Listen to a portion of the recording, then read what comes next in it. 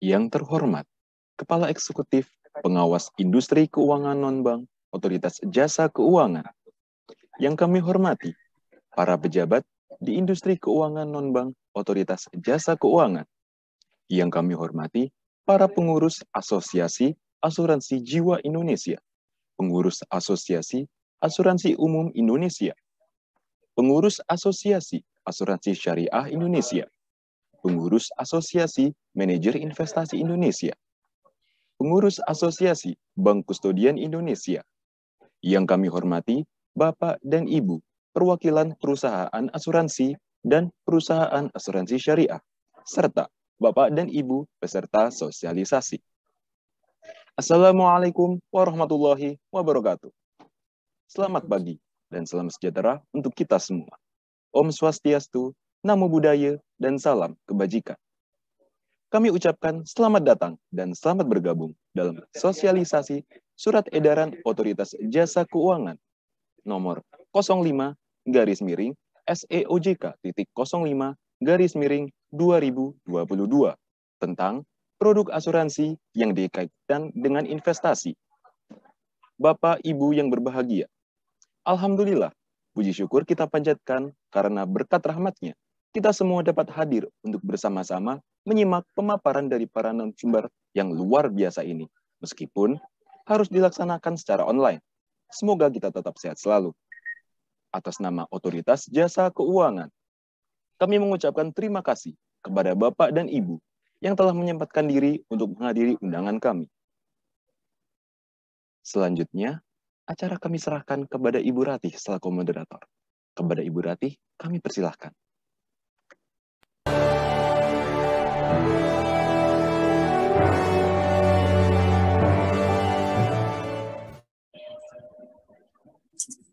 Assalamualaikum warahmatullahi wabarakatuh. Selamat pagi Bapak dan Ibu, salam sejahtera dan salam sehat untuk kita semua. Perkenalkan, saya Ratih. Hari ini saya akan bertugas selaku moderator yang akan memandu acara sosialisasi pada pagi hari ini. Terima kasih saya ucapkan kepada Bapak dan Ibu untuk dapat hadir di acara sosialisasi Surat Edaran OJK nomor 5 tahun 2022 tentang produk asuransi yang dikaitkan dengan investasi atau yang biasa kita sebut dengan SEOJK PAID. Bapak dan Ibu, sebagaimana Bapak dan Ibu ketahui, dalam rangkaian proses penyusunan peraturan, saat peraturan telah ditetapkan, kami diharapkan dapat mensosialisasikan peraturan tersebut kepada masyarakat. Acara ini merupakan proses akhir dari suatu penyusunan peraturan di mana kami mensosialisasikan kepada pemangku kepentingan khususnya industri asuransi atas penetapan peraturan yaitu SEOJK PAID dengan tujuan agar masyarakat dan pemangku kepentingan dapat memiliki pemahaman yang sama atas peraturan tersebut. Baik, seperti apa yang telah dijadwalkan, pada pagi ini kita akan mendengarkan pemaparan mengenai SEOJK 5 tahun 2022 tentang PAID. Dalam sesi pemaparan kita akan mendengarkan terlebih dahulu pemaparan dari 3 narasumber kita hari ini. Kemudian dilanjutkan dengan sesi tanya jawab. Bapak dan Ibu yang memiliki pertanyaan untuk diajukan kepada narasumber dapat disampaikan melalui Q&A box dengan menyertakan nama dan nama perusahaan Bapak dan Ibu. Baik, langsung saja kita masuki sesi pertama, yaitu sesi pemaparan yang akan dibawakan langsung oleh 3 narasumber penyusun SEOJK PAID, yaitu Bapak Nur Hasan selaku Direktur Pengaturan Penelitian dan Pengembangan IKNB. Selamat pagi Pak Nur Hasan. Kemudian Bapak Muhammad Ansori selaku Deputi Direktur Pengaturan Penelitian dan Pengembangan Perasuransian dan Dana Pensiun. Selamat pagi Pak Ansori. Pagi Bu. Dan Bapak Alis Subiantoro selaku Kepala Bagian Penelitian dan Pengembangan Perasuransian dan Dana Pensiun. Selamat pagi Pak Alis. Selamat pagi. Ya, baik, kita mulai saja. Pemaparan pertama akan dibawakan oleh Pak Nur Hasan. Kepada Pak Nur Hasan kami persilakan. Baik, terima kasih Ibu Ratih. Apakah suara saya terdengar? Terdengar jelas Pak. Alhamdulillah. Oke, terima kasih. Bismillahirrahmanirrahim. Assalamualaikum warahmatullahi wabarakatuh. Selamat pagi, salam sejahtera dan salam sehat untuk kita semua. Yang saya hormati Ibu dan Bapak, para pengurus asosiasi, asuransi umum, asuransi jiwa, asuransi syariah, asosiasi MI dan asosiasi bank kastedian, Ibu Bapak yang mewakili perusahaan. Terima kasih telah hadir pada acara asosiasi pada pagi hari ini. Izinkan saya membuka paparan SE nomor 5 ini, nanti akan dilanjutkan oleh teman-teman saya, Pak Ansori dan juga Pak Alis.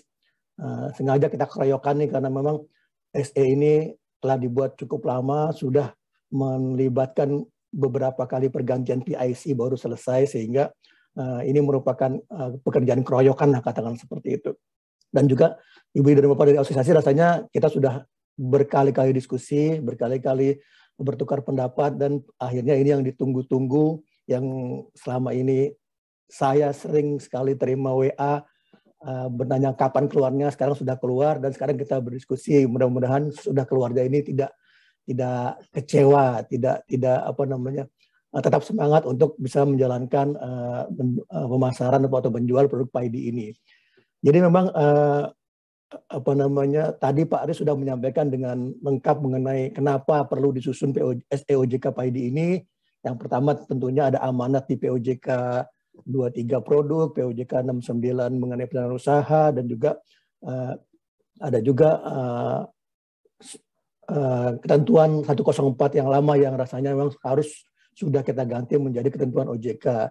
Di sisi lain tentunya proses menyikapi perkembangan yang terjadi di masyarakat sekarang ini juga sangat membentuk apa yang menjadi konten dari SEOJK PAID ini. Seperti disampaikan Pak Aris tadi, ada 5 poin pokok yang menjadi ruh atau menjadi substansi pengaturan dari SEOJK ini. Bisa di slide berikutnya. Ya, yang pertama terkait kriteria perusahaan yang dapat memasarkan PAID.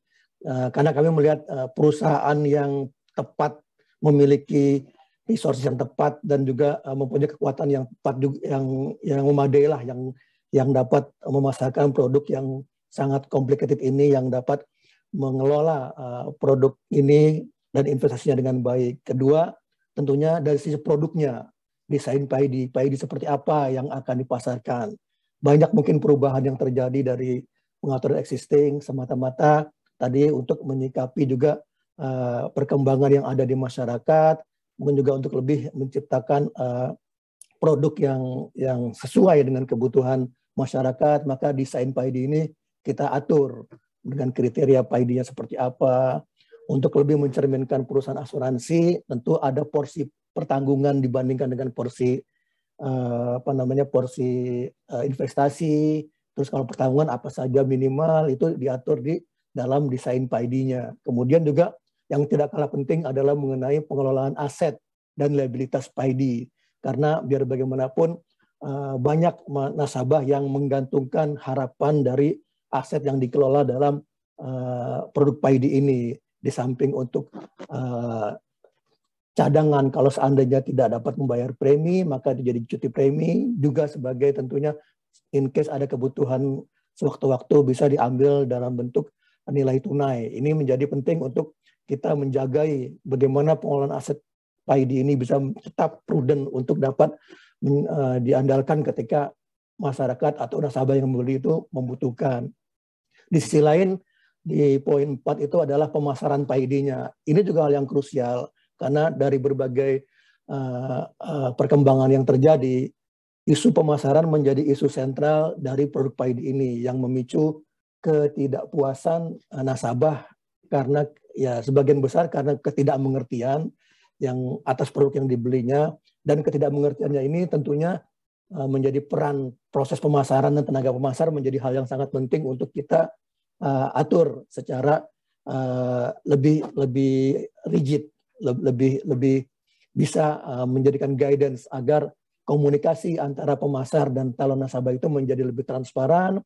Nasabah bisa paham apa yang dibeli, paham risikonya, paham ekspektasinya, dan juga paham biayanya tentu saja. Selain itu juga benefitnya juga sudah bisa diekspektasikan. Jangan sampai ketika benefitnya itu tidak sesuai ekspektasi, mereka jadi protes atau tidak aware seperti itu. Yang berikutnya terkait pelaporan PAID kepada otoritas jasa keuangan. Jadi memang ini bagian yang merupakan fungsi pengawasan OJK untuk dapat memantau sejauh mana implementasi SE OJK PAID ini dapat dijalankan oleh perusahaan. Tentunya tujuan-tujuan tadi sudah disampaikan oleh Pak Aris Winandi agar tujuan pengaturan yang tercapai, mekanisme pelaporan kepada OJK itu menjadi sarana pertama bagi kami di OJK untuk mengidentifikasi produk-produk yang dipasarkan yang terkait PAID, bagaimana pengelolaannya. Tentunya teman-teman di pengawasan akan menjadikan ini alat untuk pendalaman, kalau perlu pemeriksaan, kalau seandainya memang diindikasikan ada hal-hal yang perlu didalami. Itu merupakan poin kelima dari pengaturan yang tadi disampaikan oleh Pak Aris. Poin keenamnya adalah tentunya ini ketentuan lain-lain dan peralihan. Walaupun ini lain-lain dan peralihan, rasanya tentunya peralihan ini menjadi sangat penting juga untuk kita cermati. Dan ini nanti teman-teman saya akan memberikan detail bagaimana mekanisme ataupun konsep peralihan yang kita sampaikan. Secara umum memang untuk produk asuransi, untuk polis asuransi yang sudah diterbitkan, kita tidak bisa meminta untuk mengubah kontrak antara perusahaan asuransi dan nasabah. Ini mungkin tetap bisa berjalan. Beberapa hal pengecualian sudah kita atur dan nanti akan dijelaskan oleh teman-teman saya di dalam pemaparan yang lebih detail. Kemudian slide berikutnya, please. Ya, ini bagian pertama. Tadi saya sampaikan mengenai kriteria perusahaan yang dapat memasarkan PAID. Di sini tadi adalah untuk penguatan dari segi institusional dari perusahaan. Jadi ketersediaan resources menjadi sangat penting untuk dimiliki oleh perusahaan asuransi, baik SDM maupun infrastruktur maupun modal. Inilah pada dasarnya yang menjadi pilar ataupun substansi dari pengaturan kriteria perusahaan ini. Bahwa perusahaan harus mempunyai aktuaris dengan sertifikasi tertinggi, VELO. Ini rasanya suatu yang sekarang pun sudah berjalan bagi perusahaan asuransi jiwa yang sudah lama memasarkan PAID. Bagi perusahaan asuransi umum yang baru akan memasarkan PAID, tentunya ini menjadi persyaratan yang harus dipenuhi terlebih dahulu untuk dapat memasarkan PAID agar proses desain produk, evaluasi produk itu bisa berjalan dengan baik tentunya. Di sisi lain tentunya ada tenaga yang memahami investasi. Ini juga penting. Kita syaratkan. Bukan hanya sekedar memiliki sertifikasi WMI, tapi juga mempunyai pengalaman dalam manajerial. Artinya bukan bukan fresh graduate lah gitu, bukan orang baru dalam dunia pengelolaan investasi, tapi sudah memahami paling tidak posisi 3 tahun sebagai manajerial ini menjadi hal penting. Dan perlu ditekankan juga bahwa tugas dan fungsinya di perusahaan itu memang mengelola investasi, jangan mengelola yang lain gitu. Dalam beberapa case yang pernah saya amati, mungkin untuk bukan konteks investasi, katakanlah konteks tenaga ahli asuransi, beberapa tenaga ahli yang gelarnya itu A3 atau A2 baik IKA maupun IJ itu tidak difungsikan sebagaimana mestinya sebagai tenaga ahli hanya untuk memenuhi kelengkapan administrasi dan pengaturan. Rasanya ini tidak tepat. Ini untuk yang tenaga ahli investasi ditujukan untuk benar-benar berfungsi mengelola investasi, karena ini merupakan harapan dari para pemegang polis yang membeli produk PAID. Sistem informasi tentunya sangat penting karena di SE OJK ini kita mensyaratkan berbagai hal yang membutuhkan komputasi yang secara sistem itu memadai untuk menghitung nilai aktiva bersih secara real time, secara daily real time, kemudian juga untuk menghitung nilai tunai juga. Ini menjadi sangat penting untuk memiliki sistem yang memadai. Kemudian juga sistem pendukung lain di dalam perusahaan ini mengacu kepada aturan umum sebenarnya yang ada dikaitkan dengan pengelolaan asuransi secara umum, baik dari mulai dari sisi administrasi, keuangan, sisi pemasaran dan lain-lainnya. Modal atau ekuitas juga menjadi hal penting. Ini sebagaimana diatur di POJK 67, 250 miliar merupakan threshold bagi perusahaan untuk memasarkan ekuitas bagi perusahaan yang yang baru ekuitas minimumnya itu 2,5. Kalau perusahaan yang sudah jalan, dia harus memaintain seperti halnya pengaturan yang ada di kesehatan keuangan. Nah, satu hal yang cukup penting yang bagian akhir dari slide ini adalah terkait dengan bahwa selama ini kalau seandainya pemenuhan ini tidak dapat dipenuhi, maka ada mekanisme sanksi yang berjalan di dalam pengawasan. Kalau di sini kita lebih menekankan kepada bagaimana kelangsungan dari penyelenggaraan pemasaran produk PAID ini. Jadi perusahaan yang tidak memenuhi ketentuan ini, maka dia seketika harus menghentikan pemasaran PAID-nya. Monitoringnya itu bisa dilihat dari laporan bulanan yang ada atau disampaikan kepada OJK. Ini menjadi acuan kita untuk melihat seberapa jauh pemenuhan terhadap kriteria perusahaan yang dapat pemasaran PAID. Rasanya suara saya semakin habis. Saya mungkin serahkan kepada Pak Ansori untuk melanjutkan. Mohon izin Ibu Bapak sekalian, memang keterbatasan saya, suara saya membuat saya tidak bisa atau tidak boleh berbicara cukup lama dalam kondisi seperti ini.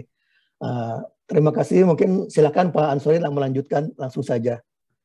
Baik, terima kasih Pak Nur Hasan, Bapak Ibu peserta sosialisasi SOJK PAID, yang terhormat Ketua Asosiasi AJI, AUI, ASEI, AMEI, dan Asosiasi Bank Kustodian Indonesia. Saya meneruskan apa yang disampaikan oleh Pak Nur Hasan. Jadi untuk yang bab atau poin kedua adalah bicara terkait dengan desain PAID. Selanjutnya, kita bicara pertama adalah terkait dengan kriteria PAID. Tadi sudah disampaikan oleh Pak Nur Hasan bahwa memang ada beberapa perubahan terkait dengan kriteria terkait dengan desain PAID. Di kriteria PAID mungkin umumnya masih sama, bahwa yang pertama adalah PAID harus memiliki proporsi perlindungan terhadap risiko kematian dan manfaat yang dikaitkan dengan investasi. Untuk asuransi umum, kematiannya berasal dari PA, sedangkan untuk asuransi jiwa bisa natural death atau kecelakaan diri. Kemudian di PAID juga nanti perusahaan juga harus membentuk satu atau lebih subdana yang bisa dinyatakan dalam bentuk unit atau bukan unit. Kemudian kriteria yang kedua adalah PAID harus memiliki masa pertanggungan paling singkat 5 tahun. Kemudian produk asuransi PAID juga harus memiliki strategi investasi yang spesifik untuk setiap subdananya. Di dalam ketentuan SEOJK nanti mungkin secara lengkapnya Bapak Ibu bisa melihatnya. Di sana ada strategi investasi pasar uang, ada investasi pendapatan tetap, strategi investasi saham campuran, dan strategi lain sesuai dengan persetujuan OJK. Kalau untuk pasar uang, mungkin Bapak Ibu juga sudah sangat paham, terutama yang untuk perusahaan asuransi jiwa yang sudah selama ini sudah memasarkannya. Jadi untuk yang asuransi yang untuk instrumen pasar uang, 100% perusahaan itu menginvestasikannya di surat berharga bersifat utang yang jatuh tempo tidak lebih dari 1 tahun.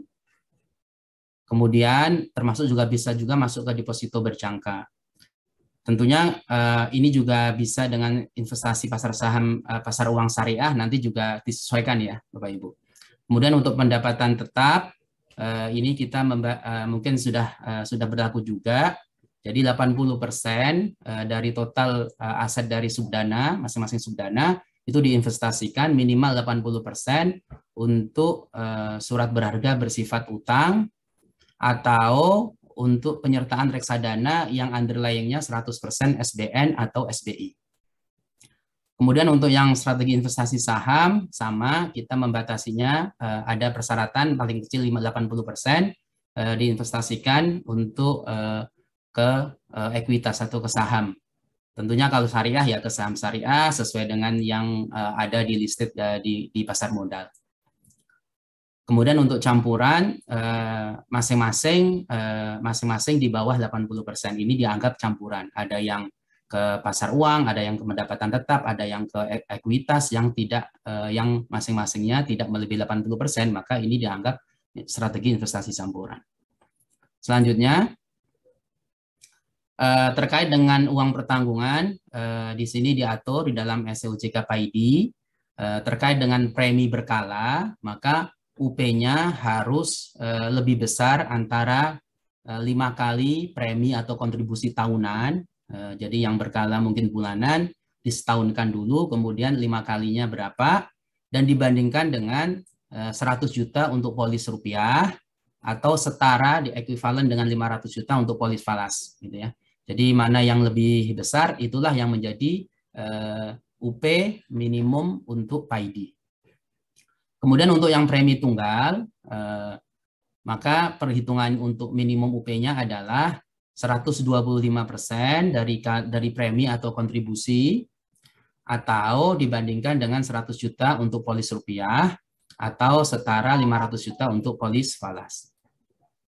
Tentunya untuk yang perhitungan nilai UP ini adalah UP setelah dikurangi manfaat asuransi tambahan yang mengurangi UP atas risiko kematian pada PAID, Accelerated Death Benefit Rider.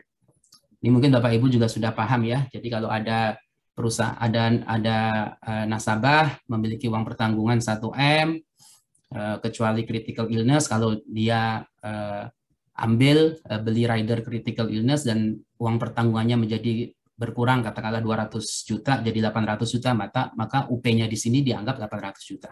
Jadi ketentuan UP ini setelah dikurangi manfaat asuransi tambahan yang mengurangi UP. Kemudian ini juga premi kontribusi ini juga tidak termasuk premi kontribusi top up.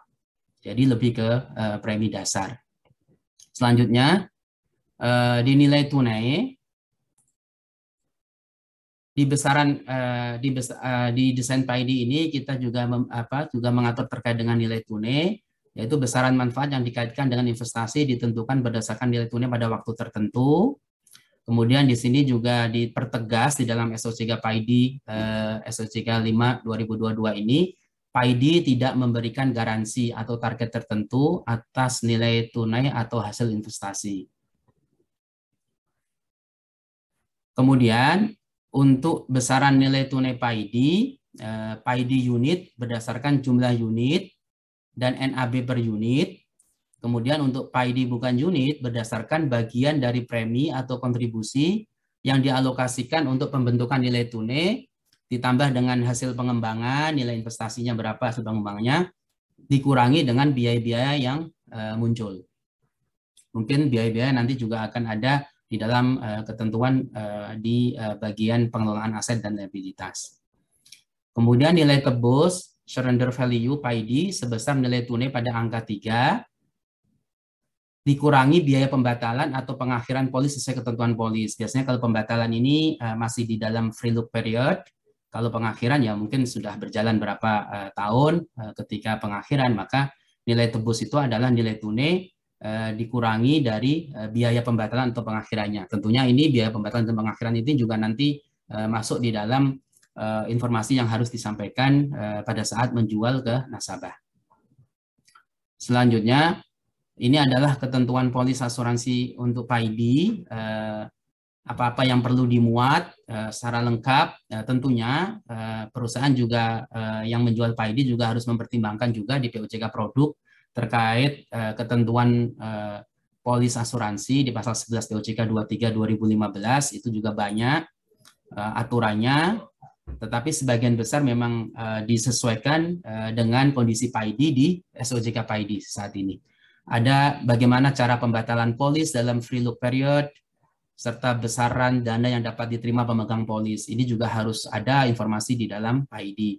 Ada nama subdananya, strategi investasi, alokasi investasinya seperti apa, pembentukan subdana, alokasi preminya, kemudian hasil investasinya, informasi biaya-biaya yang dikenakan di dalam masing-masing subdana, kemudian perhitungan tata cara bagaimana menghitung saldo NAB itu juga harus ada di dalam produk PAID.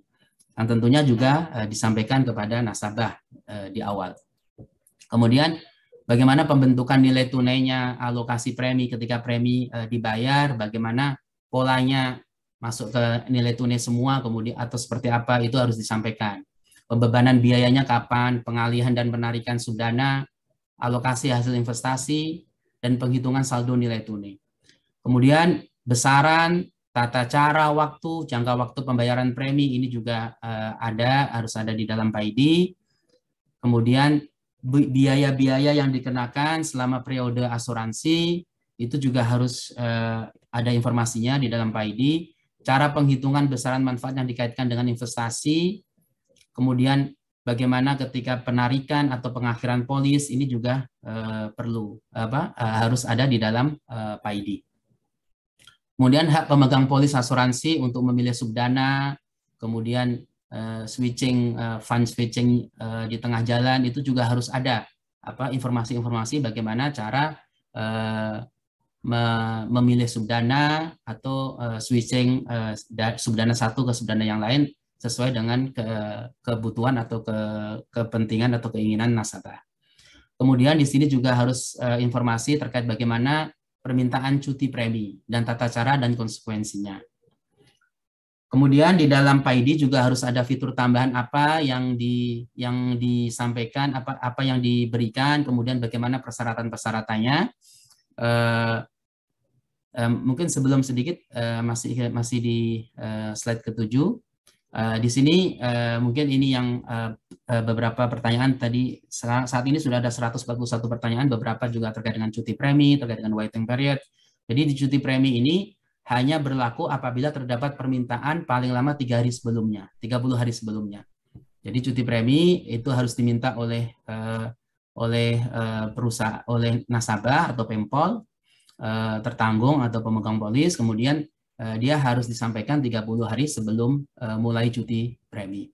Kemudian untuk waiting period, ini memang hanya diperkenankan apabila pemegang polis memilih tidak melakukan medical check up sesuai dengan aturan underwriting-nya. Jadi ketika underwriting-nya harus medical check up, tetapi nasabah tidak memilih melakukan medical check up, maka itu diperkenankan untuk memberikan waiting period perusahaan. Dan juga harus dipastikan pemegang polis memahami konsekuensi waiting period yang ada. Jadi kalau nanti terjadi sesuatu selama waiting period, nasabah, pemegang polis memahami konsekuensinya. Tidak terjadi pengaduan atau permasalahan yang timbul karena ketidakpahaman pemegang polis pada saat membeli PAID selama waiting period. Selanjutnya, terkait dengan fitur tambahan PAID, perusahaan harus pertama memperhitungkan manfaat fitur tambahan dalam penetapan premi atau kontribusi, juga harus mempertimbangkan terkait dengan pembentukan cadangan atau penyisian teknis.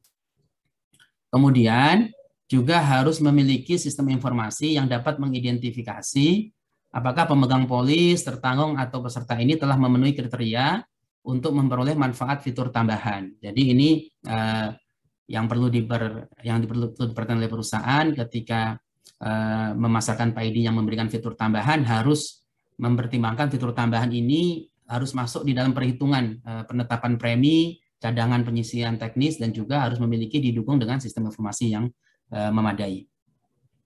Beberapa fitur tambahan seperti loyalty bonus, bonus premi, kontribusi top up, dan bonus pengembalian biaya administrasi dalam hal terpenuhi kriteria atau kondisi tertentu yang ditetapkan dalam polis. Selanjutnya, kita masuk ke bab pengelolaan aset dan liabilities PAID. Mungkin saya tambahkan beberapa, nanti akan diterangkan oleh Pak Alis. Lanjut. Nah, di dalam bab pengelolaan aset dan liabilitas PAID, sebagaimana sebenarnya sudah ada di dalam POJK 71 2016 pasal 26, itu juga sebenarnya sudah ada amanat untuk perusahaan asuransi yang memasarkan PAID wajib memisahkan pencatatan aset dan liabilitas yang bersumber dari PAID dengan non-PAID. Di sini kita pertegas bahwa perusahaan harus melakukan pencatatan dan pelaporan aset dan liabilitas setiap subdana. Jadi kalau di 71 memang masih sifatnya memang karena POJK, di sini kita pertegas, jadi setiap subdana itu harus terpisah, berapa asetnya, berapa liabilitasnya, tentunya bisa digunakan untuk menghitung NAB-nya juga untuk subdana tersebut. Kemudian dari sisi ketentuan umum dari pengelolaan dana aset dan liabilitas PAID, perusahaan harus memiliki menerapkan tata kelola investasi mengacu kepada POJK 73 2016 terkait dengan tata kelola perusahaan yang baik, termasuk memiliki dan menerapkan kebijakan dan strategi investasi untuk PAID. Kemudian untuk alokasi investasi, perusahaan harus mengalokasikan investasi sesuai dengan pilihan pemegang polis, gitu ya. Jadi ya kita anggap saat ini semua perusahaan sudah sesuai dengan apa yang dilakukan investasi dari aset subdana itu juga sudah sesuai dengan apa yang memang menjadi pilihan dari Pempol, gitu ya. Nanti ini menjadi di sini dipertegas harus sesuai, tidak boleh Pempol minta investasi katakanlah di subdana A berapa persentasinya, mungkin Pempol memilih 2 subdana, maka itu juga wajib dilakukan sesuai investasinya perusahaan ketika menginvestasikan itu dana di subdana itu, aset di subdana sesuai dengan pilihan dari pemegang polis, tertanggung atau peserta. Kemudian terkait dengan risiko nilai tukar, ketika perusahaan memiliki PAID dalam mata uang asing, maka perusahaan harus menerapkan manajemen risiko termasuk juga melihat risiko nilai tukar atas liabilitas dalam mata uang asing. Selanjutnya, di sini terkait dengan kecukupan dan alokasi premi atau kontribusi. Dalam rangka ini mungkin untuk yang sebelah kiri ini adalah prinsipalnya gitu ya, bahwa perusahaan itu harus menetapkan premi yang cukup untuk membayar seluruh biaya-biaya yang dibebankan kepada pemegang polis dan untuk pembentukan nilai tunai sepanjang periode asuransi.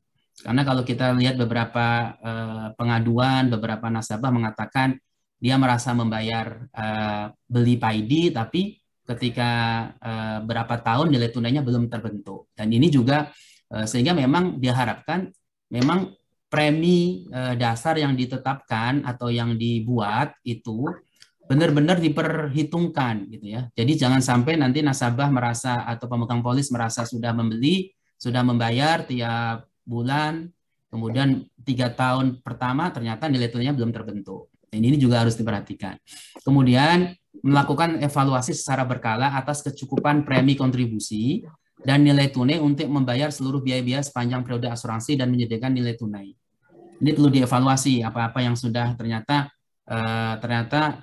preminya tidak cukup, dan ini juga ketika dievaluasinya nanti ternyata premi tidak cukup untuk membayar mengcover seluruh biaya-biaya yang ada, ini juga harus dilakukan oleh perusahaan. Kemudian perusahaan juga harus melakukan evaluasi sewaktu-waktu ketika paling sedikit ketika ada hal pertama ketika pemegang polis menambah rider, kemudian ketika mengambil cuti premi, kemudian ketika menaikkan besaran uang pertanggungan, dan atau ketika melakukan penaikan nilai tunai. Kemudian untuk yang sebelah kanan di tabel yang ada ini adalah hal yang baru memang di dalam PAID, mungkin sebelumnya memang belum ada, diserahkan ke masing-masing perusahaan dengan prinsip yang tadi ya, dengan prinsip-prinsip umum yang bahwa perusahaan harus menetapkan premi yang cukup untuk mengcover seluruh biaya. Nah, di sini memang kita atur untuk alokasinya, gitu ya. Jadi untuk tahun pertama sampai tahun ketiga, maka batas minimum premi dasar yang dialokasikan untuk pembentukan subdana itu 60%. Kalau lebih, monggo silahkan. Tapi minimal 60%. Kemudian tahun keempat sampai tahun keenam, minimal 80% dari premi dasar.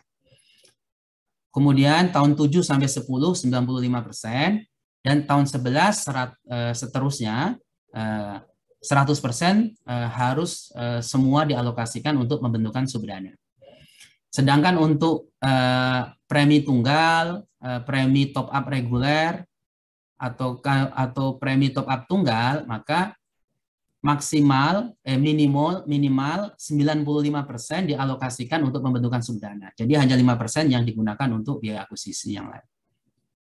Selanjutnya,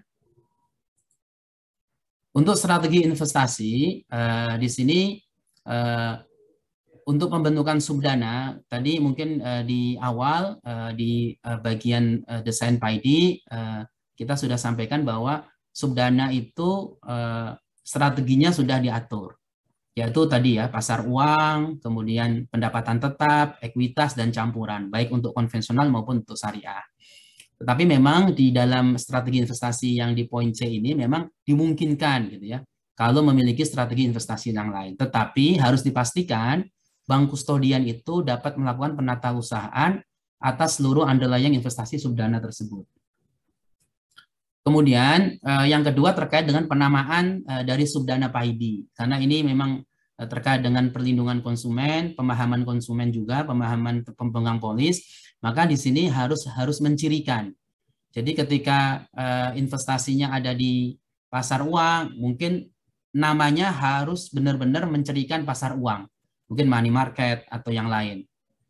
Kadang yang saat ini terjadi, namanya kadang tidak secara langsung mencirikan apa yang menjadi strategi dari subdana tersebut. Dan ini bagi pemegang polis yang tidak paham terkait dengan investasi, maka dia jadi tidak tahu apakah memang pilihan pemegang polis untuk menginvestasikan atau memilih subdana tersebut benar-benar dialokasikan, diinvestasikan oleh perusahaan sesuai dengan preferensi dari pemegang polis. Termasuk juga penggunaan syariah. Jadi konvensional tidak boleh menggunakan kata syariah atau kata yang sepadan dengan itu. Mungkin apa ya, Islamik atau yang lain gitu ya. Sedangkan untuk perusahaan asuransi syariah, maka wajib harus menggunakan kata syariah atau sepadan atau semakna dengan yang bisa menunjukkan bahwa PAID itu produk syariah. Kemudian di poin 2 belakang ini, 2 terakhir ini adalah terkait dengan evaluasi. Jadi strategi investasi harus dievaluasi secara berkala, paling sedikit sekali dalam setahun, dan sewaktu-waktu apabila terjadi perubahan kondisi internal dan eksternal yang berdampak signifikan terhadap kinerja investasi PAID. Serta evaluasi tersebut nanti didokumentasikan oleh perusahaan. Kemudian untuk penerapan strategi investasi dan kinerja investasi pada PAID harus dievaluasi oleh fungsi investasi serta dibahas bersama dengan komite investasi paling sedikit 3 bulan sekali. Kemudian dituangkan dalam notulen. Selanjutnya, ini juga beberapa hal baru. Pertama, untuk pelaksanaan strategi investasi, tentunya untuk penempatan investasi atas aset subdana, tentunya tetap memenuhi ketentuan POJK Kesehatan Keuangan, POJK 71, untuk yang asuransi syariah POJK 72 2016, dan memenuhi SOJK PAID ini. Jadi dalam set masing-masing perusahaan ketika menginvestasikan, tiga-tiganya itu menjadi pertimbangan perusahaan, baik SOJK PAID ini maupun POJK 71 dan 72. Di sini mungkin ada sedikit perbedaan antara ketentuan pihak terkait dengan pihak terafiliasi. Jadi nanti mungkin Bapak Ibu bisa membaca benar-benar yang ada di bab 4 huruf D di angka 10 itu ada beberapa ke bawah itu terkait dengan kriteria-kriteria dari pihak terkaitnya. Jadi secara umum investasi kepada seluruh pihak terkait maksimal 10% dari NAB masing-masing subdana. Jadi di sini melihatnya adalah per subdana, Bapak Ibu. Kemudian untuk yang satu kelompok pihak penerima investasi adalah 25%, maksimal 25% dari NAB masing-masing subdana. Kemudian untuk penempatan SBN, surat berharga Bank Indonesia SBI, dan reksadana yang seluruh underlying-nya berupa SBN atau SBI tidak dikenakan batasan maksimum penempatan investasi. Nah, ini adalah pengecualian karena memang mengacu kepada POJK 71 dan POJK 72. Karena ini SBN, surat berharga yang ditentukan oleh pemerintah Republik Indonesia, dan SBI oleh Bank Indonesia. Kemudian ini juga menjadi perhatian bahwa untuk reksadana perusahaan ketika menginvestasikan sesuai dengan strategi subdananya, ketika menginvestasikan ke reksadana hanya diperbolehkan untuk reksadana yang memiliki underlying aset seluruhnya SBN dan SBI.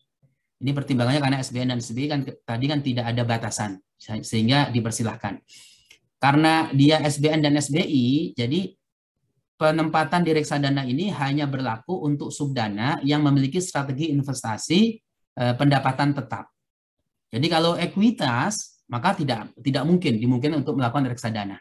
Karena tentunya nanti perusahaan di dalam ketika masuk bisa langsung melalui pasar saham atau melalui MI dengan KPD untuk tentunya ke beberapa investasi ke saham-saham yang sesuai dengan strategi investasi yang telah ditentukan.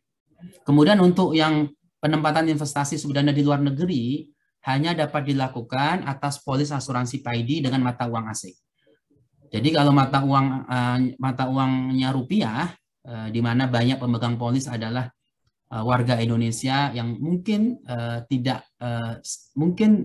karena memang kita tahu bahwa memang literasi di asuransi dibandingkan dengan literasi di industri jasa keuangan yang lain ini memang masih rendah.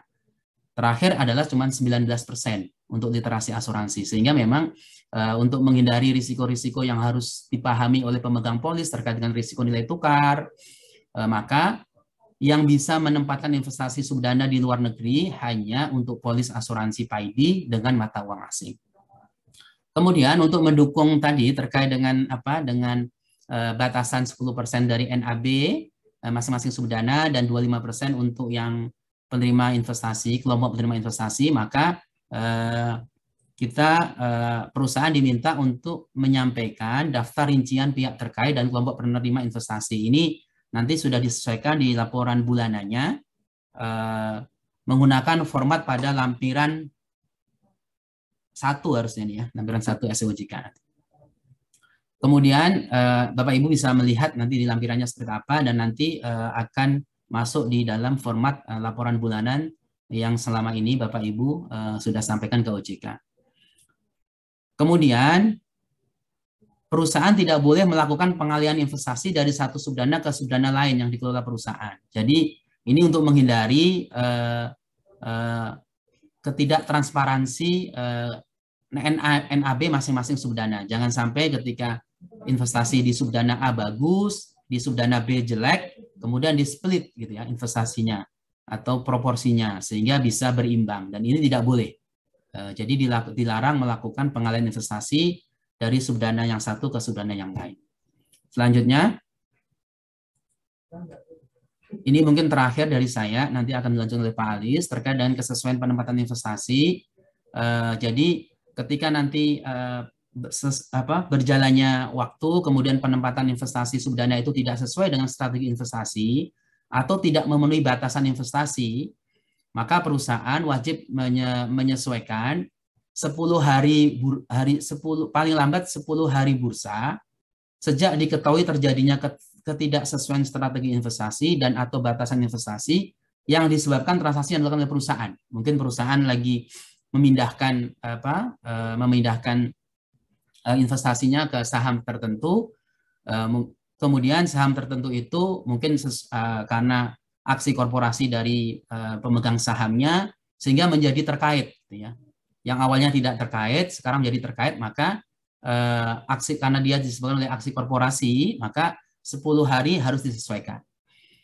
Tetapi untuk yang B, ketika transaksi itu tidak dilakukan oleh perusahaan, maka ada waktu untuk menyesuaikan paling lambat 90 hari bursa. Ini contohnya adalah ketika investasi kita di pihak terkait sebenarnya sudah memenuhi di bawah 10%, atau di kelompok penerima investasi itu di bawah 25%, tetapi katakanlah sahamnya naik, nilainya naik, sehingga menyebabkan dia melebihi 25% untuk kelompok atau pihak terkait 10%, maka ini karena tidak ada aksi dari perusahaan, maka ini kita berikan penyesuaian untuk penempatan investasi per masing-masing subdana tersebut yang melampaui batasannya selama 90 hari. Mungkin itu yang bisa saya sampaikan. Kami mohon Pak Alis untuk melanjutkan pemaparan PAIDI SOJK 5 2012. Dari saya, terima kasih atas perhatiannya. Saya akhiri. Assalamualaikum warahmatullahi wabarakatuh. Selanjutnya silakan Pak Alis. Baik, terima kasih Mas Sorry. Assalamualaikum warahmatullahi wabarakatuh. Bapak Ibu semuanya, hadirin organisasi juga Pak Yudi. Mohon izin untuk melanjutkan paparan yang disampaikan oleh Pak Nur Hasan dan juga Pak Ansori. Berikutnya masih terkait dengan pengelolaan aset dan liabilitas Pak Yudi ya. Tapi ini terkait dengan penghitungan NAB. Jadi di SDK ini diatur bahwa penghitungan NAB itu harus dilakukan oleh Bank Kesediaan. Ya. Tadi kan dari setiap aset dari Pak Yudi nanti kan harus diaturkan oleh Bank Kesediaan. Maka nanti untuk penghitungan NAB-nya pun akan dilakukan oleh Bank Kesediaan. Namun untuk penghitungan NAB per unit itu tetap dilakukan oleh perusahaan ya. Kenapa? Karena memang di dalam di Bank Kesediaan kan tidak mengetahui ya berapa nilai total unit yang beredar gitu kan. Yang tahu berapa unit yang beredar adalah perusahaan. Makanya untuk penghitungan NAB per unitnya tetap di perusahaan, tapi untuk NAB syarat totalnya itu di Bank Kesediaan. Dan penghitungannya itu harus dilakukan setiap hari bursa. Ini kenapa kami mengacu ke hari bursa? Karena kan memang investasi dari Pak Yudi ini bisa dibilang semuanya ataupun sebagian besar ya ditempatkan di pasar modal seperti itu. Berikutnya terkait dengan NAB per unit pertama kali gitu ya. Jadi untuk polis yang untuk sedana yang dalam bentuk rupiah itu diatur untuk pertama kali NAB per unit itu adalah 1.000 gitu ya. Sedangkan yang falas itu 1. Ini kenapa kita atur seperti ini? Tujuannya untuk lebih mudah dipantau gitu ya dari awal sampai sekarang gitu ya. Berapa sih kenaikannya gitu. Dan juga kalau kita perlu untuk berbandingkan dengan perusahaan yang lain gitu ya. Itu lebih mudah juga untuk membandingkannya. Berikutnya terkait dengan NAB juga per unit ya, ini diharuskan satu subdana itu hanya boleh memiliki satu harga atau satu NAB saja. Ini kan dalam prakteknya memang saat ini ada yang punya satu NAB, satu subdana itu ada harga jual sendiri, harga beli sendiri gitu kan. Dan ada juga yang hanya punya satu. Gitu kan. Ini dalam prakteknya menimbulkan kesulitan ya untuk membandingkan antara satu perusahaan dengan perusahaan lain kalau memang ada pihak tertentu terutama konsumen jika memang berkeinginan untuk membandingkan gitu ya seperti itu. Dan juga untuk menghindari gitu ya potensi di perusahaan atau pemasar itu menyampaikan ini tidak ada biaya gitu ya terhadap penarikan atau penjualan subdana gitu kan. Padahal kan sebenarnya kan biasanya biaya penarikan itu sudah diinputkan di selisih antara harga jual dan harga beli. Itu lanjut ke slide berikutnya. Terkait dengan biaya, memang secara umum kan biaya itu dikenakan terhadap uang polis secara langsung itu ke preminya biasanya gitu ya. Bisa juga dari notaris juga bisa juga. Dan juga ada biaya-biaya yang dikenakan terhadap subdananya seperti itu. Di SDK ini diatur apa yang boleh dan mana tidak boleh gitu ya untuk masing-masing tadi yang dikenakan langsung pada perusahaan kepada bank polis dan kepada subdana. Yang pertama adalah ini yang tidak dapat ya secara langsung. Jadi perusahaan tidak boleh membebankan biaya secara kepada bank polis ya, entah biaya pemasaran, tenaga ahli, gitu ya, biaya personal dan dalam rangka pengelolaan asuransi secara umum. Ini kan tidak terkait langsung dengan polis tertentu, makanya ini nggak boleh dibebankan secara langsung kepada bank polis. Berikutnya adalah biaya yang dapat menjadi beban bank polis. Ini secara langsung maksudnya ya, bisa dibebankan bank polis langsung. Ini biaya asuransi dasar dan ridernya tentu saja, jadi biaya akuisisi, biaya administrasi polis, biaya pengalihan subdana, penarikan subdana, pengakhiran atau pembuatan polis ya, dan biaya lain yang terkait langsung ya, yang terkait langsung dengan polis. Dan juga harus tercantum di dalam polisnya tentu saja. Berikutnya ini yang dibebankan kepada subdana ya. Secara prinsip adalah semua yang terkait dengan pengelolaan subdana itu ya. Jadi yang di sini disebutkan antara lain adalah pajak gitu ya, pajak, kemudian jasa pengelolaan investasi kalau mau menggunakan pihak ketiga ya untuk pengelolaan investasinya dan juga biaya transaksi rekening gitu. Berikutnya biaya yang dapat dikenakan apabila polis itu membatalkan polis ya. Ini juga harus sebenarnya kalau yang 4 ini sudah diatur juga di dalam PJK 69 sebenarnya. Jadi yang di 4 ini sebenarnya menegaskan kembali apa yang sudah terjadi dalam PJK 69 seperti itu. Yang 5, dalam hal tidak membatalkan polis setelah masa pembayaran premi atau kontribusi berakhir, maka pengepolis dapat tetap dibebankan biaya-biaya sesuai dengan cara mengurangi nilai tunai. Sesuai dengan polis ini hanya penegasan saja. Sebenarnya praktek yang kami pahami juga sudah seperti ini, gitu ya. Ini lebih memperjelas saja, gitu ya. Dan ini tentunya harus disampaikan kepada pengawal polis informasi mengenai hal ini. Berikutnya terkait dengan pengelolaan aset dan likuiditas juga masih mengenai pencatatan dan penyimpanan dan pembukuan. Ya, ini seperti yang kami sampaikan sebelumnya. Jadi aset PAID seluruhnya itu harus ditetausahakan ya di kesediaan yang tidak terafiliasi dengan perusahaan, kecuali operasi itu karena adanya penyertaan langsung dari pemerintah. Terus ini rekening harus dipisah untuk masing-masing sudana, ini seperti yang dijelaskan oleh Pak Asori tadi juga. Perusahaan harus menyimpan dan memelihara semua bukti pembukuan ya, catatan penting terkait dengan penutupan asuransi, laporan keuangan juga, dan terkait dengan PAID ya, paling singkat 5 tahun setelah berakhir masa pertanggungan, kecuali memang diatur lain ya di dalam peraturan perundang-undangan mengenai dokumen perusahaan. Tentunya kalau di sana diatur berbeda mengacu ke sana seperti itu. Lanjut terkait dengan penggunaan layanan kesediaan. Jadi penggunaan layanan kesediaan itu harus didasarkan pada perjanjian tertulis ya, perjanjian tertulis antara perusahaan asuransi dengan bank kesediaan. Di SSK ini diatur beberapa substansi ya, yang terkait dengan perjanjian tersebut. Pertama adalah bahwa harus dalam bahasa Indonesia ya memenuhi ketentuan personal register ID, gitu. Maksudnya terkait dengan ini ya, terkait dengan yang diatur dalam SSK PAID ini gitu ya, dan memuat klausul minimum sebagaimana diatur dalam SSK PAID. Memang di SSK ini juga diatur apa saja yang harus dicantumkan di dalam perjanjian dengan kesediaan.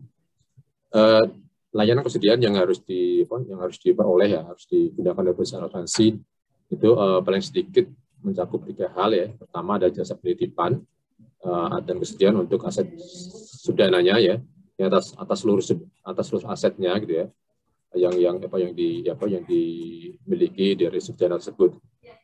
Kemudian yang kedua adalah pencatatan aset sudana atas nama perusahaan untuk setiap sudana. Ini memang dibuat terpisah maksudnya gitu ya untuk masing-masing sudana.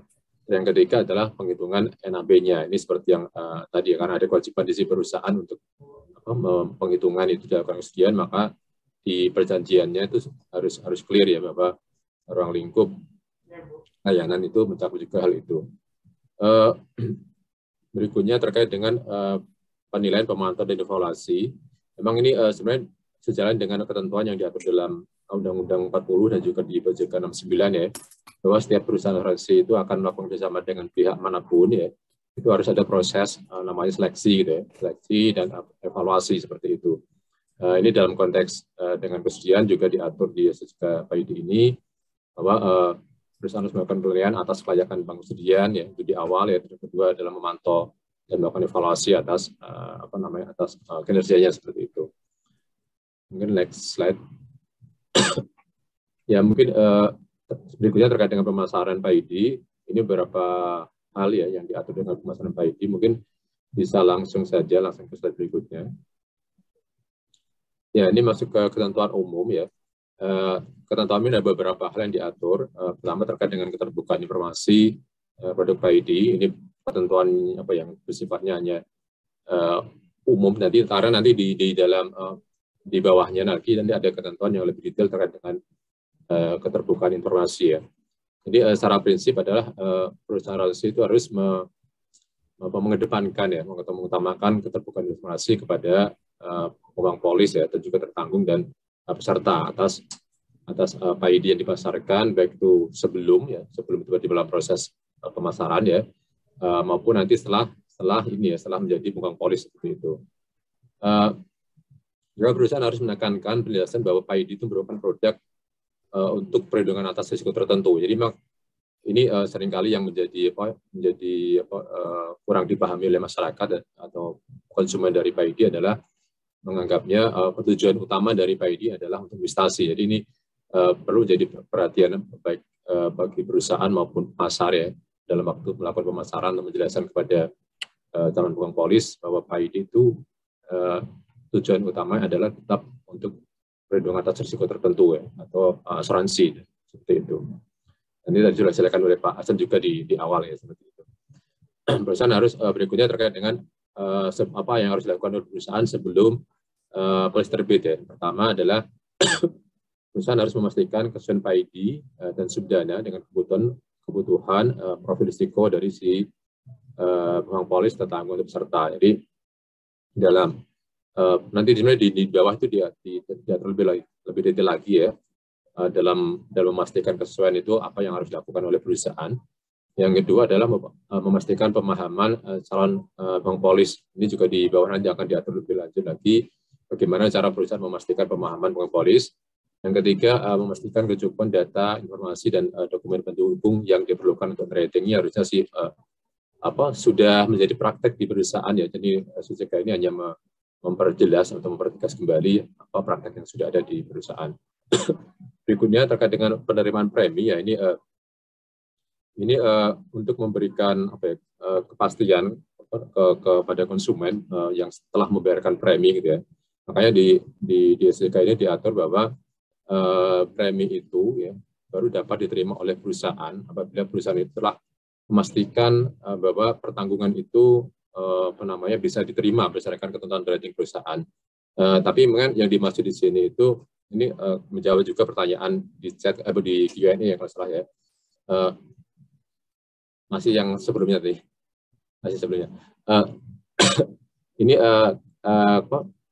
yang dimaknai di sini adalah kalau memang di awal ya ketentuan rating perusahaan itu misalnya terkait dengan usia saja atau terkait dengan usia dan kelamin saja mungkin ya itu saja nggak ada kriteria yang lain ya sebenarnya itu kan sudah bisa dianggap si calon konsumen itu atau calon tertanggung itu sudah memenuhi ketentuan tentang rating perusahaan. Jadi untuk kasus seperti itu dimungkinkan ya untuk menerima premi itu di depan karena memang perusahaan sudah bisa memastikan di awal ya bahwa si konsumen itu memang bisa diterima gitu ya. Tapi kalau memang untuk menerima si calon konsumen itu harus dilakukan proses lebih lanjut ya, maka premi itu tidak boleh diterima lebih dahulu seperti itu. Next slide. Berikutnya terkait dengan dokumentasi, ini juga yang disampaikan oleh Pak Nur Hasan dan Pak Kai juga di awal tadi, di dalam proses pemasaran maupun pemasaran ya perusahaan itu diwajibkan untuk mendokumentasikan dalam bentuk rekaman. Rekaman di sini juga menjadi pertanyaan juga tadi di Q&A ya. Rekaman di sini pilihan dalam artian boleh audio saja gitu ya, atau video. Tapi kalau video tentunya harus ada audionya ya. Karena kalau video saja nggak ada audionya nanti bagaimana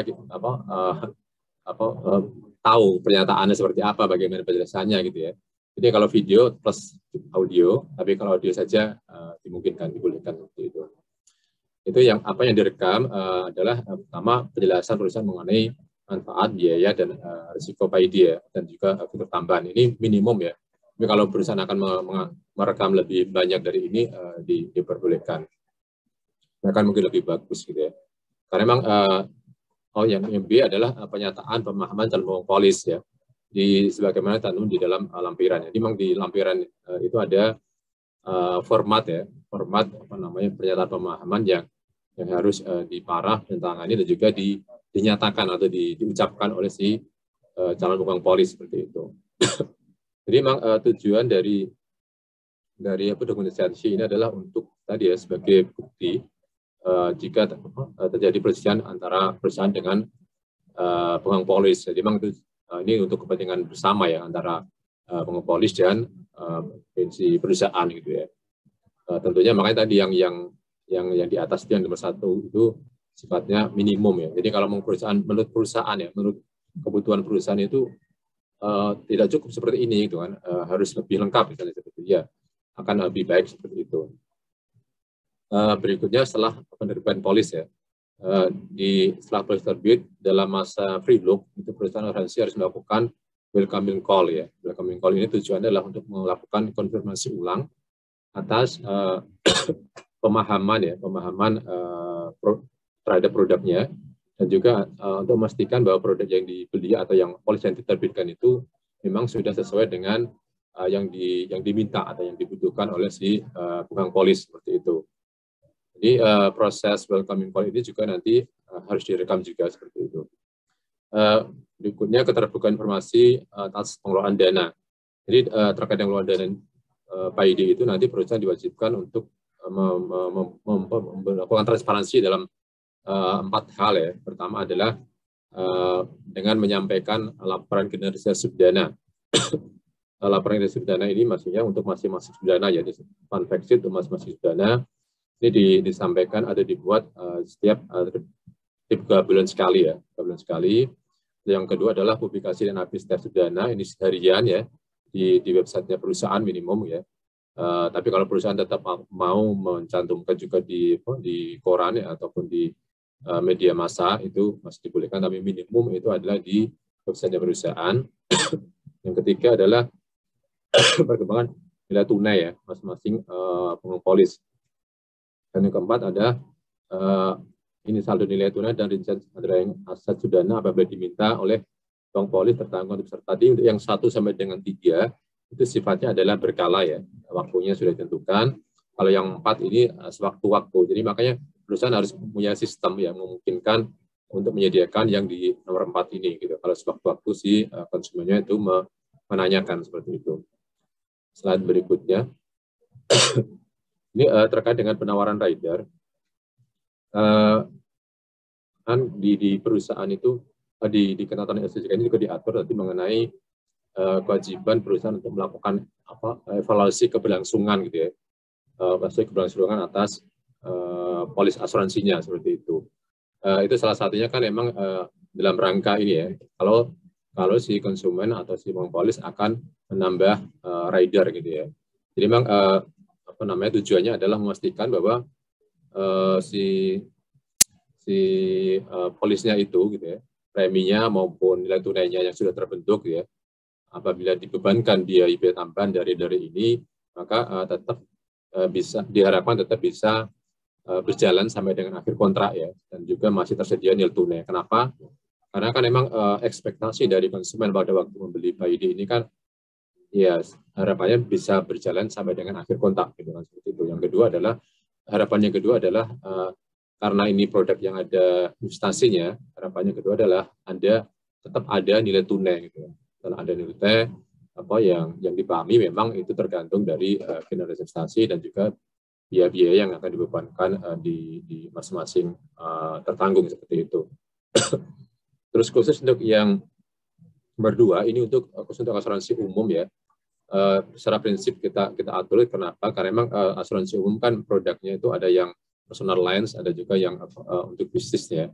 Ini karena PAID tim melekat ke perorangan ya.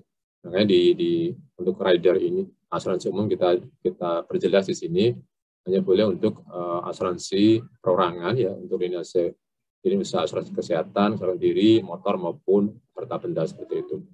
Slide berikutnya.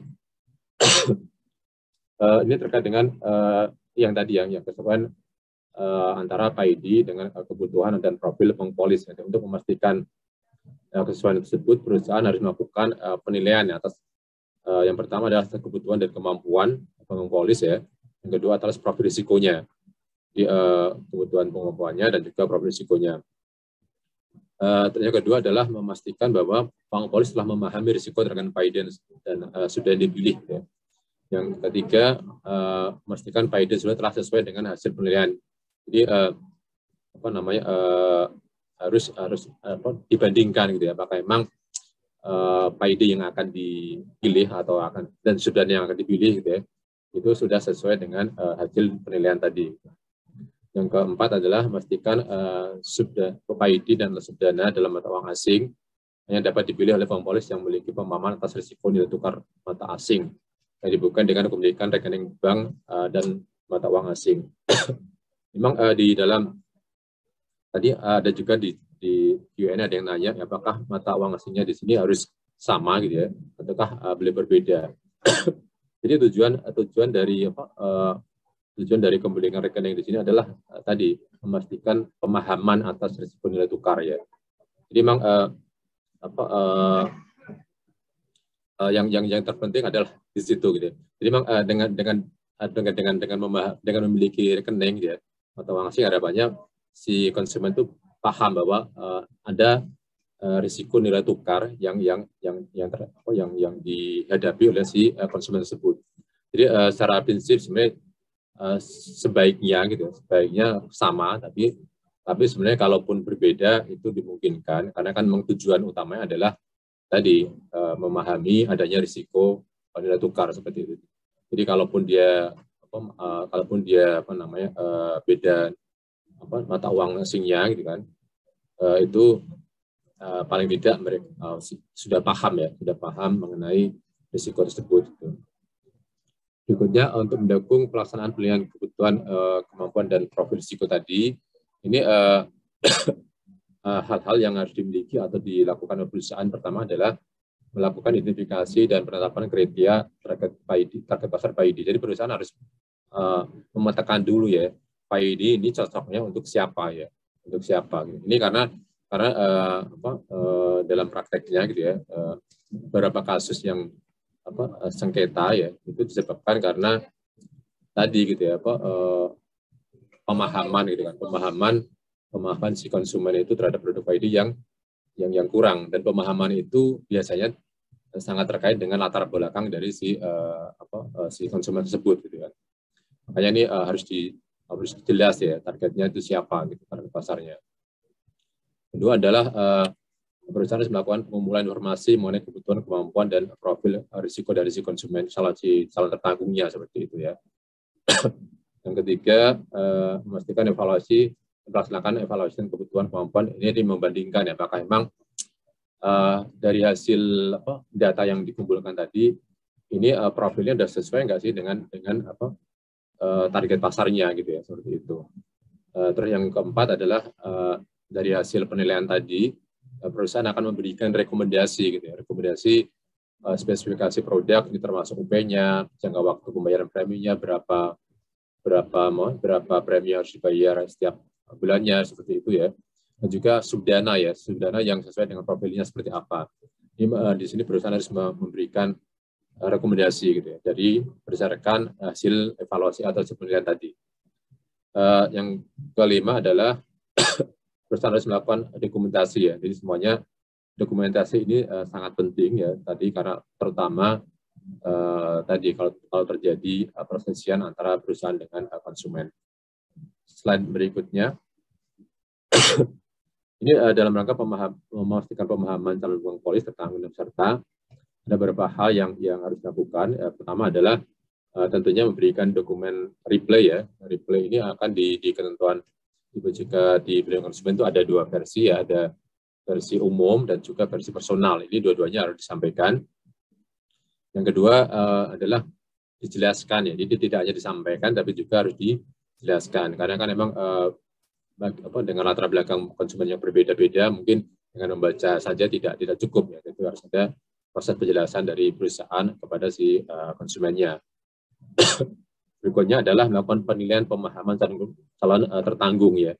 Ini toolsnya adalah menggunakan tadi form ada yang di lampiran itu, ada checklistnya gitu ya, yang hal-hal apa saja minimum yang harus dipahami oleh si calon tertanggung atau calon pemegang polis. Berikutnya ini kalau ini teknisnya gitu ya. Kalau memang ternyata ada pernyataan yang tidak dijawab atau dijawab dua-duanya gitu ya, atau bahkan tidak dijawab sama sekali atau dijawab ya semuanya, itu kan mengindikasikan bahwa si konsumen itu tidak paham ya dengan pernyataan tersebut. Makanya di sini si perusahaan tidak boleh memproses lebih lanjut permohonan dari si pemegang polis tersebut, calon pemegang polis tersebut ya. Jadi yang paling akhir itu ya, jadi perusahaan harus menolak permohonan pertanggungan atau kesalahan apabila masih terdapat pernyataan tidak atau tidak diparaf di situ gitu ya. Terus siapa yang memarah atau menandatangani dokumen tersebut? Ini kalau untuk polis individual tentunya polisnya ya. Tapi kalau untuk polis kumpulan ini karena memang ada yang berkontrak memang polisnya. Cuman kan yang menanggung risikonya itu adalah tertanggungnya. Makanya parah dan tertangan juga itu harus dari si tertanggungnya juga seperti itu. Slide berikutnya. Welcoming call ini sebenarnya sudah cukup clear ya tadi bahwa pertama harus dilakukan di dalam periode develop. Yang kedua adalah harus didokumentasikan. Yang ketiga adalah perusahaan harus memvalidasi dulu ya, memastikan bahwa yang ditelepon itu benar-benar tertanggung atau bohong polis yang bersangkutan gitu ya. Yang ketiga adalah tujuannya adalah tadi untuk mengkonfirmasi ulang pemahaman pengelola dan juga atas kesesuaian dari produk yang dibeli seperti itu. Maka nanti di dalam SDK ini dicantumkan ya apa saja yang harus dikonfirmasi pada waktu melakukan welcoming call. Slide berikutnya. Ya, terkait dengan salur pemasaran, sebenarnya pengaturan di sini lebih banyak ke ini ya, memperjelas atau mempertegas kembali apa yang diatur di dalam POJK ya. Pertama adalah bahwa perusahaan itu harus memenuhi ketentuan mengenai salur pemasaran ya, diatur di POJK maupun di SDK gitu ya. Yang kedua adalah memastikan bahwa pihak pemasarnya itu telah memahami ya produk yang dipasarkan. Caranya seperti apa? Perusahaan tentunya pertama harus punya standar pelatihannya, dan kedua adalah memastikan pelaksanaan pelatihan itu dapat dijalankan ya. Dan pelatihan itu sebenarnya bila dilakukan secara langsung oleh perusahaan maupun oleh pihak eksternal yang ditunjuk oleh perusahaan. Itu. Untuk sertifikasi ini sebenarnya emang mengacu seperti yang diatur di POJK juga. Sertifikasi kan arahnya memang dilakukan oleh lembaga sertifikasi. Tapi memang dalam hal lembaga sertifikasi profesi itu masih belum ada atau belum beroperasi, masih dimungkinkan untuk dilakukan oleh asosiasi perusahaan. Slide berikutnya. Iklan dan pemasaran ini sebenarnya di sini hanya sama juga, ini sifatnya mempertegas kembali apa-apa yang sudah diatur dalam POJK, baik di POJK di asuransi maupun di POJK di dalam POJK mengenai perlindungan konsumen ya. Pertama adalah harus memberikan penjelasan yang akurat, jujur, jelas, dan tidak menyesatkan. Ya. Yang kedua, kalau memang PID itu kalau memang iklannya itu mencantumkan kinerja subdana ya, itu dalam kinerja yang harus dicantumkan itu minimumnya adalah kinerja selama 5 tahun terakhir dan juga benchmarknya seperti itu. Tapi memang iklan kan nggak harus ya, jadi memang iklan kan lebih ke pengenalan awalnya, maka tidak harus ada. Tapi kalau ada kinerja, maka yang harus dicantumkan seperti ini. Mungkin bisa ke slide berikutnya. Masih terkait dengan iklan, memang ini ada pernyataan yang harus dicantumkan di dalam iklan PID. Ini mungkin bisa dibaca, saya yakin juga sudah dibaca oleh Bapak semuanya. Mungkin bisa slide berikutnya. Ini kebetulan cukup banyak pertanyaannya, mungkin lebih ke saya coba mempercepat ya. Ringkasan informasi produk dan layanan. Ini sebenarnya kan di ketentuan sekarang pun sudah ada ya, dan dalam praktiknya juga perusahaan sudah membuat juga. Cuma memang di dalam SOJK ini kita coba lebih detail ya, karena untuk menyeragamkan, karena memang di dalam prakteknya antara perusahaan satu dengan asuransi yang lain itu agak berbeda gitu penyajian dalam reply-nya. Jadi mungkin poin di sini saya skip juga karena cukup banyak ya. Ringkasan informasi produk layanan ini mungkin ini saya jelaskan ya, karena ini hal yang baru ya, jadi di dalam reply itu kan ada ilustrasi pertanggungan ya. Di ilustrasi sendiri itu di SDK ini diatur ya. Mungkin ini dalam prakteknya mungkin yang di bagian kiri ini akan menjadi kolom-kolom gitu ya. Jadi di tahun pertama sampai berakhirnya kontrak ya, berapa preminya, terus berapa biaya yang akan dibebankan ya, berapa hasil investasinya, berapa manfaat kematiannya, dan berapa manfaat lainnya kalau ada ya, dan juga berapa saldo nilai tunainya. Jadi harus disajikan itu dari mulai tahun pertama sampai dengan akhir pertanggungan atau akhir periode asuransi. Terus terkait dengan asumsi hasil investasi yang dibuat untuk ilustrasi itu di SJK ini diatur bahwa asumsi yang digunakan terus menggunakan 3 asumsi, yaitu negatif, 0, dan positif, seperti itu. Tujuannya adalah untuk memberikan, untuk yang terutama negatif dan 0 ya, tujuannya adalah untuk memberikan awareness kepada si Bank Polis bahwa investasinya itu bisa memang tidak tumbuh gitu ya, dalam artian hasilnya ya seperti itu, tidak positif ya, tapi juga bahkan bisa merugi ya, seperti itu. Jadi lebih ke lebih untuk memberikan awareness kepada si calon konsumennya gitu. Sedangkan untuk yang asumsi positif itu sudah diatur maksimumnya di sini ya, yaitu untuk pasar uang 5, penetapan 7, saham 10, dan campuran itu 8 ya. Dan bagaimana menetapkan asumsi positif ini, itu diatur di bawahnya, yaitu bahwa itu harus didasarkan pada kinerja masa lalu dari si sudana yang bersangkutan gitu ya, yang dipilih oleh si konsumen, seperti itu. Dan juga dengan memperhitungkan adanya potensi pemburukan dari kinerja investasi.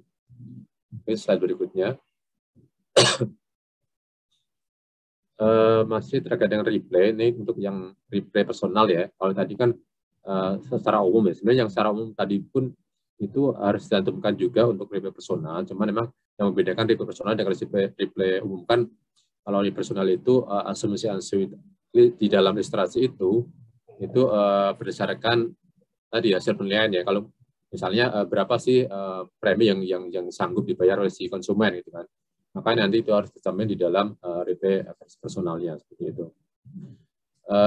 Replay ini juga yang kedua ya, karena memang PID itu kan tidak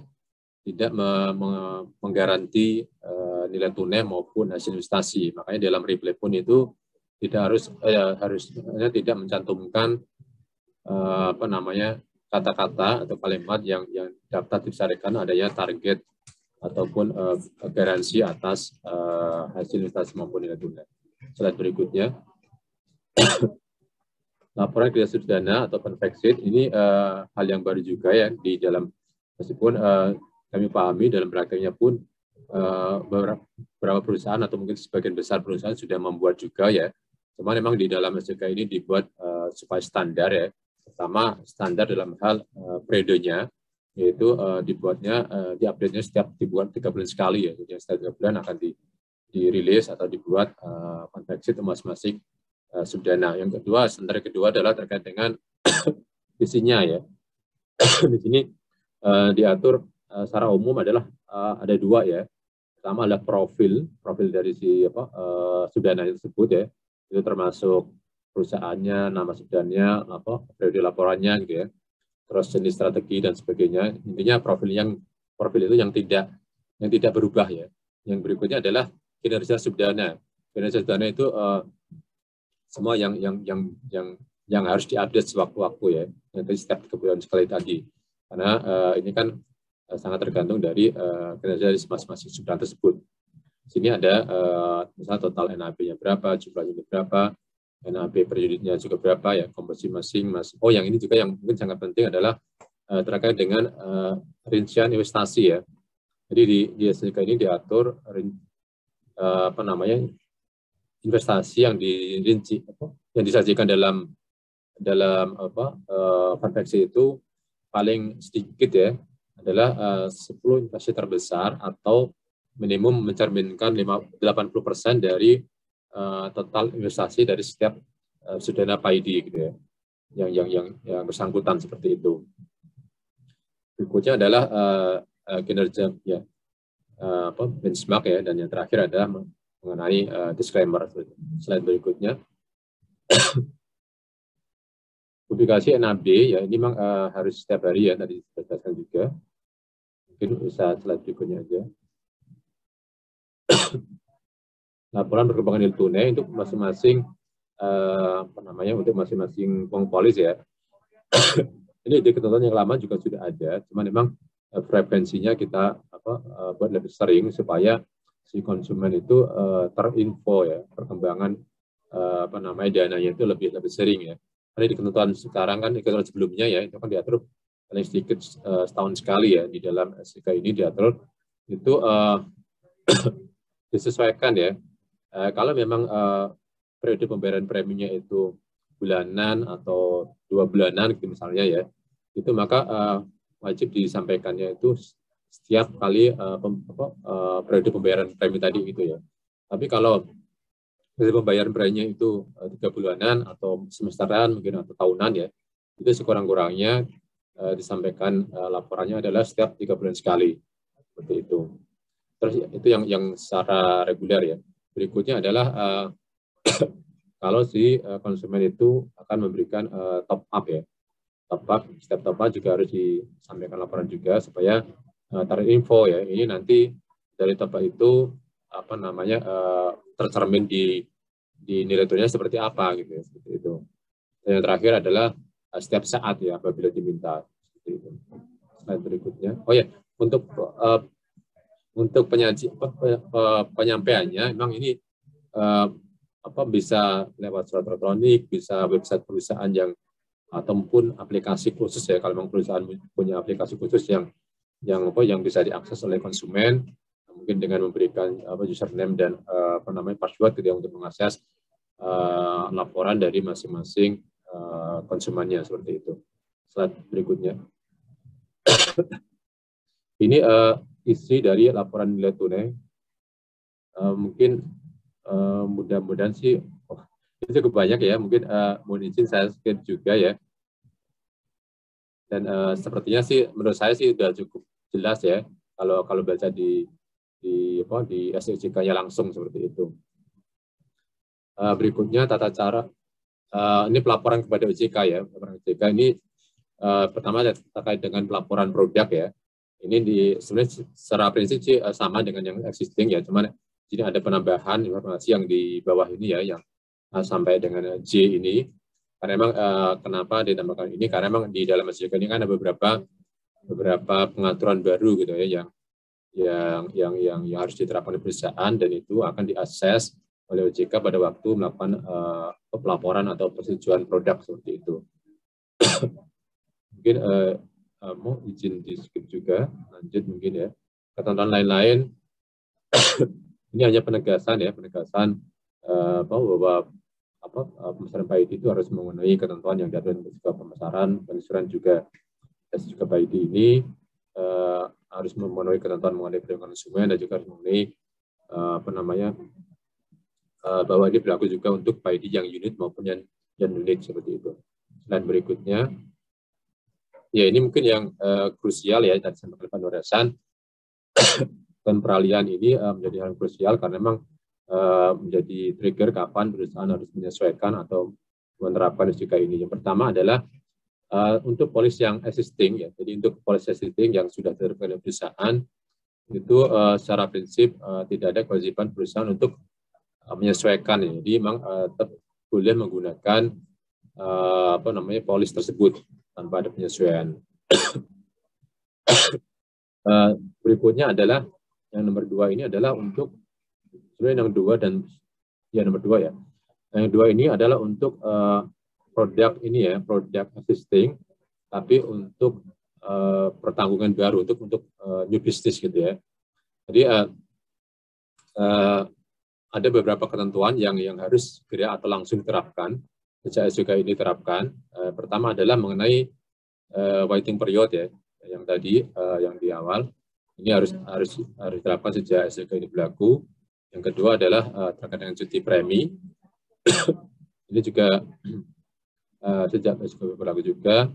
Ketentuan mengenai aset dan liabilitas ini secara umum sih menurut kami sih tidak banyak perubahan dengan yang existing ya, karena ini mengatur bahwa aset itu harus kita usahakan, aset itu harus sesuai dengan jenis-jenis investasi yang diatur dalam POJK 71 dan 72 gitu ya.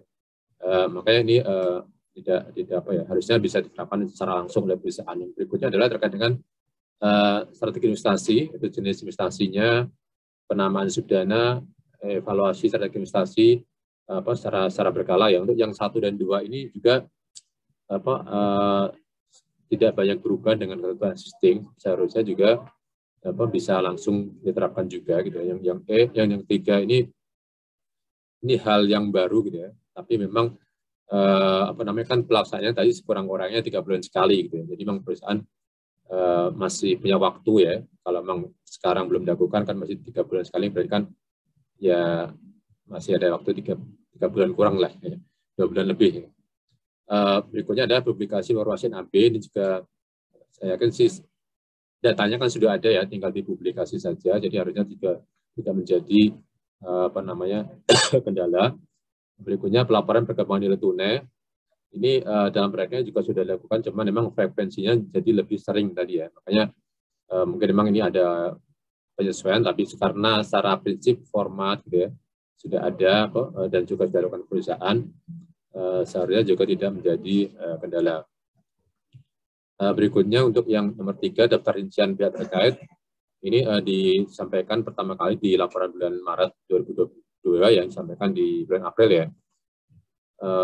Itu di format laporan e-reporting sudah disesuaikan, jadi nanti disampaikannya menggunakan e-reporting seperti itu. Slide berikutnya. Ini masih untuk produk yang existing ya, untuk produk existing, tapi pemberlakuannya 12 bulan ya. Jadi secara prinsip adalah semua ketentuan yang tidak diatur di angka 2 tadi ya, itu adalah diterapkan untuk harus disesuaikan dengan waktu 12 bulan ya. Mungkin saya tidak bacakan satu-satu ya, karena sangat banyak, dan juga tadi secara substansi ada apa yang tidak diwajibkan diterapkan segera, maka itu adalah kewajibannya ada 12 bulan. Slide berikutnya. Yang nomor 4 ini masih yang sama, yang tadi yang 12 bulan.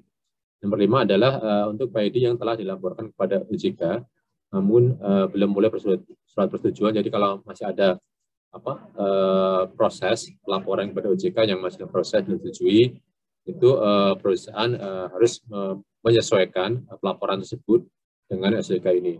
Slide berikutnya. Nomor 6 ini mungkin skip ya. Nomor 7 ya, ini yang krusial 789 ya. 789 ini untuk perusahaan yang telah menempatkan investasi atas subdana yang melampaui batasan penempatan pada pihak terkait dan bukan pihak terkait ya, yang tadi dijelaskan oleh Pak Ansori, itu maka perusahaan tidak boleh menambah penempatan investasi di yang berbesar pelampasan tersebut di subdana tersebut gitu ya. Ini otomatis berlaku untuk polis yang existing maupun polis yang baru ya. Karena kan kalau sudah mentok nggak boleh nambah ya. Otomatis kan kalaupun untuk polis existing, untuk premi lanjutnya maksudnya, premi lanjutan polis existing itu kan bisa juga memperbesar itu kan. Makanya nggak boleh juga. Jadi yang 7 ini berlaku untuk yang polis existing maupun polis yang baru. Makanya memang ini perusahaan konsekuensinya adalah tadi kalau memang ada yang subdana existing itu sudah mentok melampaui batasan, maka mau tidak mau memang perusahaan harus membuat subdana baru sebagai alternatif dari subdana yang sebelumnya. Nomor 8 ini untuk penempatan di reksadana yang memberikan dari lain selain SBN atau SBI ya.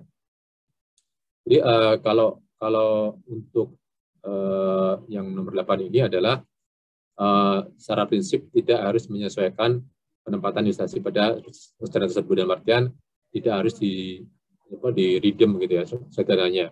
Namun perusahaan ya boleh, namun subdana tersebut ya boleh dimiliki oleh tertanggung atau peserta existing. Jadi yang 8 ini untuk premi lanjutan dari policy existing itu masih boleh gitu ya ditempatkan di reksadana gitu ya seperti yang nomor 8 ini. Tapi untuk polis baru itu tidak boleh. Jadi untuk polis baru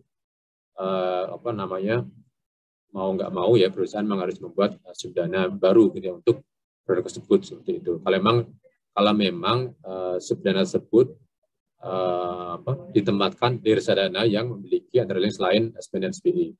Tapi kalau memang perusahaan sudah menempatkannya di selain ini gitu ya nggak menjadi masalah, dalam artian perusahaan tetap bisa menjual subdana tersebut. Yang nomor 9 ini untuk polis-polis yang untuk penempatan investasi ke luar negeri ya. Jadi dalam hal terhadap polis dalam mata uang rupiah ya, yang memiliki subdana luar negeri gitu ya, itu tidak harus sesuaikan dengan investasi luar negeri. Tidak harus menyesuaikan subdana tersebut ya. Ini pendekatan seperti yang nomor 8. Jadi untuk yang polis existing itu tidak, untuk premi lanjutnya tetap dapat ditempatkan ya, sesuai dengan yang sebelumnya. Cuman untuk polis-polis yang baru itu harus mengikuti yang ketentuan SJK PAID ini seperti itu. Ya, ya ini sudah cukup jelas ya. Mungkin sedikit memberikan penjelasan mengenai lampiran ya. Memang di SJK ini ada 4 lampiran. Lampiran pertama terkait dengan tadi format laporan bulanan. Itu nanti akan disesuaikan di reporting ya. Untuk yang lampiran 2, data pemahaman calon polis ini sudah ada di lampirannya. Nanti perusahaan menerapkan itu dalam pemasaran kepada petanggung baru. Lampiran 3 ini untuk, dan 4 ya, ini untuk pelaporan dalam rangka persetujuan atau pencatatan produk baru. Ya demikian paparan dari saya kembalikan ke moderator. Terima kasih. Ya, terima kasih kami ucapkan kepada para narasumber, Pak Nur Hasan, Pak Ansori, Pak Ali, serta Bapak Ibu dari pengawas OJK. Terima kasih atas kesediaan waktunya untuk membantu pelaksanaan acara sosialisasi SEOJK PAID hari ini. Juga terima kasih kepada Bapak dan Ibu peserta sosialisasi yang telah antusias mengikuti acara sosialisasi hari ini. Semoga apa yang kita lakukan hari ini dapat membawa manfaat bagi kita semua. Kami mohon maaf apabila terdapat hal-hal yang kurang berkenan dari penyelenggaraan acara sosialisasi ini. Akhir kata saya selaku moderator undur diri. Semoga kita semua selalu diberikan kesehatan. Sukses selalu untuk Bapak dan Ibu semua. Wassalamualaikum warahmatullahi wabarakatuh. Saya kembalikan acara kepada Mas Irfan selaku MC.